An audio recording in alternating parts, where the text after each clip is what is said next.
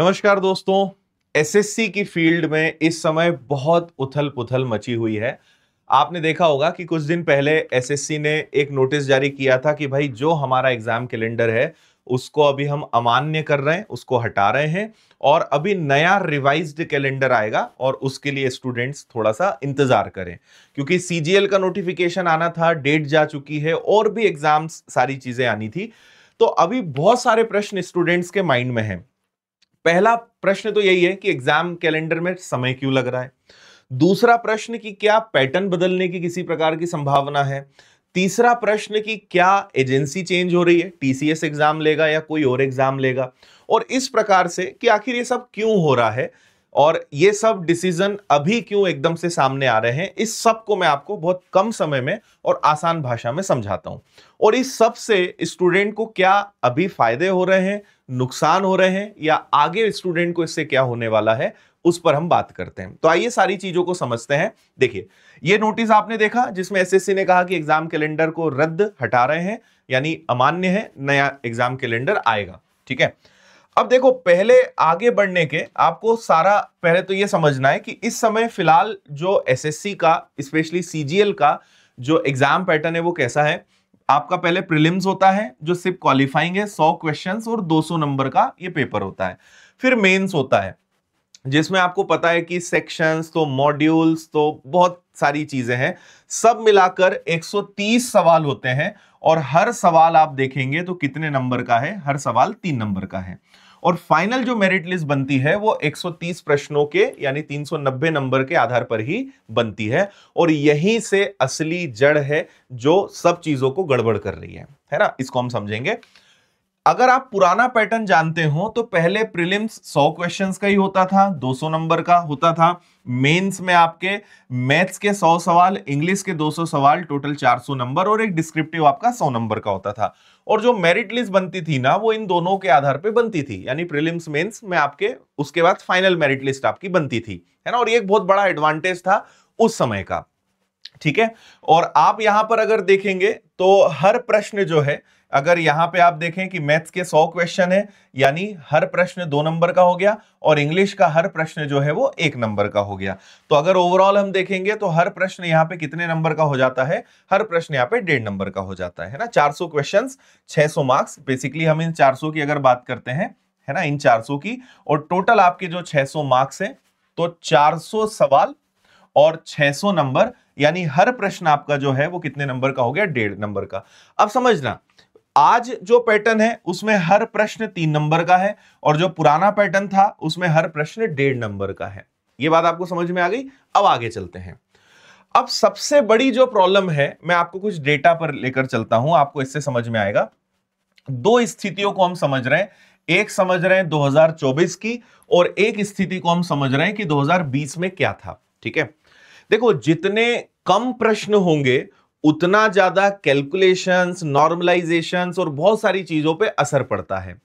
दूसरी बात कि 130 प्रश्न फिलहाल है, उसमें भी एसएससी इतनी बड़ी संस्था होकर इतने अच्छे लोग वहां पे बैठे हैं, जो भी बैठे हैं, उसके बावजूद कभी कभी 10-10 सवाल, 11-11 सवाल गलत होते हैं, उनको हटा देते हैं। भाई पहले तो वैसे ही प्रश्नों की संख्या कम है, उसमें भी और बहुत सारे प्रश्न गलत होते हैं तो वो हटा देते हैं, तो प्रश्न और कम हो जाते हैं। और जितने प्रश्न कम होंगे उतने ज्यादा उसके नुकसान भी हैं। मतलब मैनेज किया जा सकता है लेकिन इतनी सारी चीजें काम करती हैं कि वहां पर बड़ा डिफिकल्ट होता है और अल्टीमेटली इससे स्टूडेंट को नुकसान होता है। कैसे, मैं आपको समझाता हूं। अगर हम बात करें एसएससी में जो सबसे टॉप पोस्ट जनरली मानी जाती है, बहुत सारे स्टूडेंट की जो चॉइस होती है वो होती है MEA, ministry of external affairs. अगर आप देखोगे 2024 का तो इसका जो कट ऑफ गया है 362.67, यानी 362 ले लेते हैं। और टैक्स असिस्टेंट जो सबसे निचले स्तर की अगर हम पोस्ट की बात करें, यानी एंडिंग की अगर बात करें, तो उसका कट ऑफ गया है 339। अगर आप दोनों में डिफरेंस देखोगे तो दोनों में मात्र 23 नंबर का अंतर है, 23 नंबर का फर्क है। लेकिन अगर इसमें आप 3 का भाग दे दो, या क्योंकि हर प्रश्न 3 नंबर का है, तो आपको पता चलेगा कि सिर्फ 8 प्रश्नों का फर्क है। यानी अगर 8 प्रश्न इस टैक्स असिस्टेंट वाले के सही हो जाते तो इसे सबसे टॉप पोस्ट पोस्ट तो और भी हैं, लेकिन जो टॉप पोस्ट है कि इनकम टैक्स इंस्पेक्टर है, एमईए है ना, जीएसटी इंस्पेक्टर है, ये उस दायरे में आ जाता। यानी सिर्फ 8 प्रश्न से आप एकदम बॉटम से एकदम टॉप पर जा पा रहे हो। क्यों? क्योंकि प्रश्नों की संख्या कम है, कम रहेंगे तो वेरिएशन बहुत क्लोज रहेगा।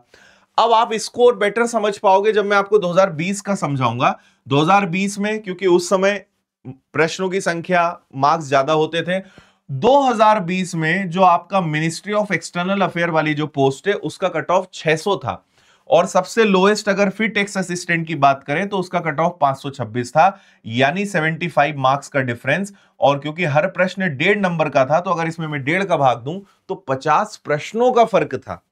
अब आपको असली दिक्कत समझ में आएगी कि क्या दिक्कत फिलहाल पैटर्न में है। अगर 8 सवाल, मतलब आप सोचो कि अगर 8 सवाल तुक्के से या किसी कारण से सही हो जाएं, तो जो सबसे छोटे पद पे जा रहा है वो शायद सबसे बड़े पद पे चले जाए, और 1-2 प्रश्न अगर और सही हो जाए तो शायद वो टॉपर बन सकता है। लेकिन पिछले पैटर्न में 50 प्रश्न का डिफरेंस होता था, और 50 प्रश्न वास्तव में कि जो टॉपर है और जो सबसे नीचे है उसको जस्टिफाई करता है, क्योंकि प्रश्नों की संख्या उतनी ज्यादा होती थी। 400 प्रश्न पर आपको चुना जाता था, आज सिर्फ 130 प्रश्नों पर चुना जा रहा है। यह एक सबसे बड़ी दिक्कत है, और इससे नुकसान होता है स्टूडेंट्स को। क्यों? क्योंकि अगर किसी ने बाय चांस तुक्का मार दिया या किसी भी कारण से इतने क्लोज कंपटीशन में बच्चों के साथ कहीं ना कहीं इनजस्टिस होता है। मैं आपको एक और एग्जांपल देता हूं, एक और बात आप अच्छे से समझना। यह है 2023 का कट ऑफ, और इसमें आप एक चीज देखो, एएसओ सीएसएस का हो, एएसओ इंटेलिजेंस ब्यूरो का हो, एएसओ एएफएचक्यू का हो, माइंस का हो, ईडी का हो, आप इनको देखो, सबके कट ऑफ सेम है।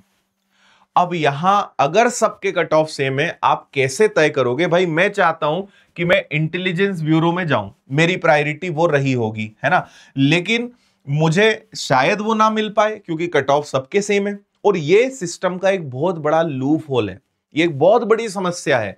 अब इसमें डेट ऑफ बर्थ और 1-2 चीजों के फिल्टर के आधार पर प्रायोरिटी किसी और को मिल जाएगी। भाई मैंने भी मेहनत करी, मैंने भी इसमें मार्क्स लेकर आया हूं, लेकिन क्योंकि शायद मेरी डेट ऑफ बर्थ या मेरा बर्थ ईयर जो है डिफरेंट है और किसी का बर्थ ईयर मुझसे आगे है, तो शायद उसको प्रायोरिटी मिल जाए और मैं पीछे रह जाऊं, जबकि मेरी प्रायोरिटी या प्राथमिकता कोई और पोस्ट थी। तो इतने बड़े बड़े पद पे भी आप देखोगे कि सबका कट ऑफ सेम है। आप कैसे तय करोगे कि कैंडिडेट क्या चाहता है या सही कैंडिडेट सही जगह पहुंच जाए? फिर अगर ये देखोगे तो ये 4 पद हैं, लेकिन इन चारों का कट ऑफ सेम है। और ये सब जो हो रहा है, एक तो नंबर ऑफ क्वेश्चंस कम होने के कारण, दूसरा जितने भी कैलकुलेशंस और जो सारी चीजें होती हैं उस सब के कारण। तो इसीलिए ये चीजें एसएससी तक भी पहुंची, उन्होंने इस पर विचार किया, फिर उन्हें समझ में आया कि वास्तव में यार हमारे सिस्टम में गड़बड़ तो हो रहा है और स्टूडेंट के साथ कहीं ना कहीं हम गलत कर रहे हैं, उन्हें नुकसान इस बात से हो रहा है। और इसी बातों को ध्यान रखते हुए अभी फिलहाल जो एग्जाम का कैलेंडर है उसको होल्ड कर दिया गया है। ठीक है, अब आपका पहला जो सवाल था, ठीक है, पहला तो मैंने आपको एग्जाम कैलेंडर के बारे में बताया, तो इसमें बहुत ज्यादा समय नहीं, लेकिन मुझे लगता है कि आने वाले 15 दिन या अधिकतम 1 महीने के अंदर हमें लेटेस्ट और अपडेटेड कैलेंडर मिल जाएगा, है ना। दूसरी बात कि अब क्या इसमें पैटर्न में चेंज हो सकता है ना, क्या एग्जाम के पैटर्न में किसी प्रकार का बदलाव हो सकता है? तो जितना अभी तक मैंने समझा है, जितनी चीजों को एनालाइज किया है, तो देखो पैटर्न में चेंजेस ये हो सकते हैं कि क्वेश्चंस की संख्या जो है ना, वो शायद कुछ उसमें बदलाव किया जा सकता है, क्योंकि सब्जेक्ट तो ऑलमोस्ट सभी आ गए, सब्जेक्ट तो कोई बचा ही नहीं है। तो सब्जेक्ट्स में मुझे उम्मीद नहीं है कि सब्जेक्ट में कोई ज्यादा चेंज देखने को मिलेगा, लेकिन हां नंबर ऑफ क्वेश्चंस में, प्रश्नों की संख्या में बदलाव देखने को मिल सकता है, एक अनुमान है ना, क्योंकि एसएससी इसीलिए टाइम ले रहा है। अगर कुछ नहीं चेंज करना होता तो बता देते कि भाई हम इसी प्रोसेस को कर रहे हैं। हो सकता है कि नॉर्मलाइजेशन हो या कट ऑफ तय करना हो या और भी जो इंटरनल सारी कैलकुलेशंस होते हैं, उन सब में भी कहीं ना कहीं रिवीजन की जरूरत पड़े, उन सबको भी कहीं उनको रिवाइज करने की जरूरत पड़े। तो उम्मीद है कि प्रश्नों की संख्या एक बार के लिए बढ़ सकती है, और मुझे यह लगता है कि वो बढ़ना चाहिए, तभी हम टॉपर में और सबसे छोटे पोस्ट पर जो बच्चे होंगे उनमें एक मार्क्स का ज्यादा डिफरेंस और प्रश्नों का ज्यादा डिफरेंस ला पाएंगे। जितने कम प्रश्न होंगे उतना डिफरेंस कम होगा और वहां बच्चों के साथ इनजस्टिस होगा, वहां जो डिजर्व करता है शायद उसको वो चीज ना मिले। और ये इसलिए नहीं कि वो उसकी कोई गलती है, इसलिए क्योंकि सिस्टम गलत है। तो इस सिस्टम के कारण अल्टीमेटली लॉस स्टूडेंट का हो रहा है। तीसरी बात कि क्या एजेंसी चेंज हो सकती है? तो देखो, एसएससी ने कुछ समय पहले यह जारी किया था कि भाई कोई भी एजेंसी, उन्होंने टेंडर जारी किया था लेकिन बाद में उसको हटा दिया था कि हम उस टेंडर को और उस पूरी प्रोसेस को खत्म कर रहे हैं, किसी को अप्लाई करने की जरूरत नहीं है। लेकिन अभी तक ये क्लियर भी नहीं करा है, लेकिन क्योंकि टेंडर जारी करा फिर टेंडर को हटा दिया, तो बहुत हद तक ये भी उम्मीद है कि टीसीएस ही कंटिन्यू करेगा, है ना। तो टीसीएस की उम्मीद है वो कंटिन्यू करेगा, लेकिन पैटर्न में थोड़ा बहुत बदलाव हो सकता है। और एक और चैलेंज जिस पर मैंने पहले भी वीडियो बनाया था, आपने महसूस किया होगा कि सीजीएल से ज्यादा टफ क्वेश्चंस आपके जीडी में या एमटीएस में आ रहे हैं, जबकि कहां आपका सीजीएल और कहां जीडी और एमटीएस। लेकिन अगर आप देखोगे तो आपको कोई बहुत ज्यादा डिफरेंस, फर्क कोई महसूस ही नहीं होगा। जबकि जो पेपर हाई लेवल का, उसके क्वेश्चंस का लेवल वैसा हो, जो छोटे एग्जाम से उनका लेवल वैसा हो। लेकिन कई बार देखा है कि सीजीएल से खतरनाक कैलकुलेटिव क्वेश्चंस जीडी और एमटीएस जैसे छोटे एग्जाम्स में आ रहे हैं। तो यह भी एसएससी के लिए एक बहुत बड़ा चैलेंज है। इस बात को भी उन्हें सॉल्व करने के लिए शायद अभी समय चाहिए लग रहा है। तो इसमें भी शायद बदलाव होने की उम्मीद है। तो ये फिलहाल सारे अपडेट्स हैं जो आपको पता होना चाहिए, और कुछ ही दिनों के अंदर मुझे लगता है कि सारी चीजें हमें क्लियर मिल जाएंगी और क्लियर हो जाएगा कि अब एसएससी के सारे एग्जाम्स किस दिशा में आगे बढ़ेंगे। ठीक है, तो कम समय में जो सटीक जानकारी थी वो मैंने सोचा कि आपको बता दिया जाए। ठीक है, बाकी अपनी तैयारी को बंद नहीं रखना है, क्योंकि विषय वही रहेंगे, प्रश्नों की संख्या, मार्किंग सिस्टम में चेंज आएगा, लेकिन पढ़ना हमें वही है। इसलिए अपनी पढ़ाई को नहीं रोकना है कि पहले आ जाए फिर हम करेंगे, वो आपकी बहुत बड़ी गलती होगी। इसलिए पढ़ाई जारी रखिए, अपने सब्जेक्ट्स को मजबूत करिए, प्रैक्टिस पर ध्यान दीजिए, उन सबको चलने दीजिए, और जब कोई अपडेट आएगा हम वीडियो बनाकर आपको जानकारी दे देंगे। ठीक है, बाकी विनर्स के एप्लीकेशन पर एसएससी के फाउंडेशन बैचेस ये सब उपलब्ध हैं। ऑफलाइन आपको पढ़ना है तो आप विनर्स के इंदौर सेंटर पर ऑफलाइन आके 6 मई से नए बैच को ज्वाइन कर सकते हो। सारी चीजें विनर्स इंस्टीट्यूट ऐप में मिल जाएंगी, किताबें, ऑफलाइन की जानकारी और बाकी सब। तो आप इनसे जुड़े रहिए और जो भी अपडेट आता है वो हम आप तक पहुंचाएंगे। Thank you, all the best, शुभकामनाएं आप सभी को।